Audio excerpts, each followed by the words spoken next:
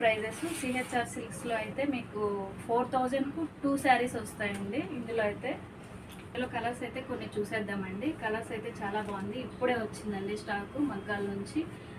ఇప్పుడు వచ్చిందండి new stock.